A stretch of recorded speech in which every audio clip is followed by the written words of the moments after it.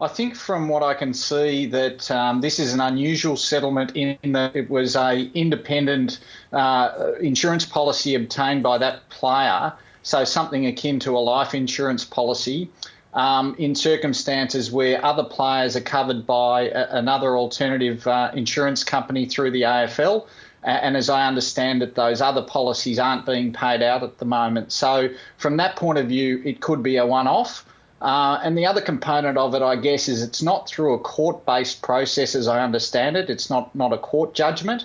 Rather, it's a negotiated settlement. And I understand also that in many other spheres and walks of life, the total and permanent disability is not uncommon, subject to medical assessments through insurance companies.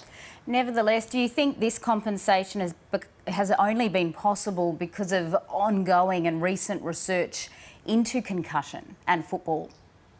Absolutely. I think that those who've seen the movie in America on concussion, which exposed and brought to a fore CTE, which is the major brain condition which is caused by not necessarily repeated, sometimes one-off concussions can cause it, but the brain damage which has ongoing cognitive problems, can cause depression and various other things, I think are things that we're starting to realise now as we become more sophisticated and medically informed.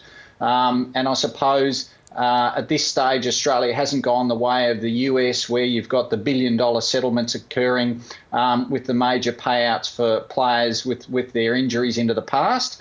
But having said that, I probably concur with what Mr. Smith says a few moments ago in terms of a number of players needing assistance from the game. And I think that players in the past probably weren't aware of and probably not warned as to the potential longer-term risks, which we're all much more informed and careful about now.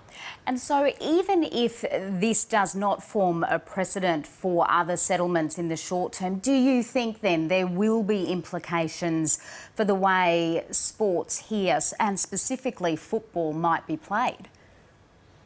Not necessarily in terms of the way it's played. I think that the AFL, for example, has had fairly complex programs in place. It's got a medical board that puts out a report each year about matters that are of concern in terms of injury, short-term and long-term, and then rules are changed on a not irregular basis, much to the chagrin of the supporting public. But I can certainly see from a legal point of view why some of those rule changes take place, particularly to prevent, wherever possible, serious knee, neck and concussive type injuries, for example. Do you think that this settlement might prompt another look at those rules and possibly even the code's duty of care for its players? I don't think it really talks to the duty of care. I think that the AFL would be acutely aware, and probably the other codes such as the NRL as well, of their duty of care to players, particularly as knowledge of CTE in particular has been quite prevalent for a number of years now. So it's certainly been on the radar. And I think that in terms of potential liability, this is possibly an anomaly in terms of a specific individual insurance policy. But in saying that, I guess total and permanent disability is something that you assess on a case-by-case basis. And it's very sad that Mr. Smith's probably, as I understand it, unable to work again in the future. And so that's why he's getting that sort of payment. So whether it leads to other settlements or not, I wouldn't think so. But it certainly heightens the awareness of the consequences of head knocks for players. And we've certainly seen in recent times highlighting of the situation of Danny Frawley, his head being donated for concussive research, which is hopefully going to lead to some helpful and positive changes. I have just one more question. Do you think it might become a little more difficult for players to get the kind of insurance policy that Mr. Smith had as a result of this?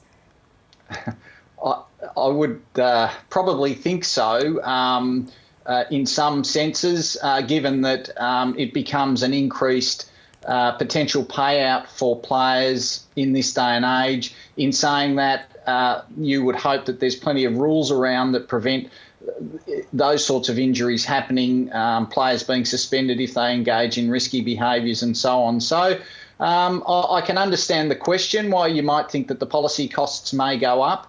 But at the same time, I also think that the AFL itself has a greater responsibility with the awareness of these types of consequences for people such as Mr. Smith to make absolutely sure that there's nothing that's going on and indeed players being warned of the potential long-term consequences for their health. Paul Horvath, terrific to get your thoughts on this. Thank you.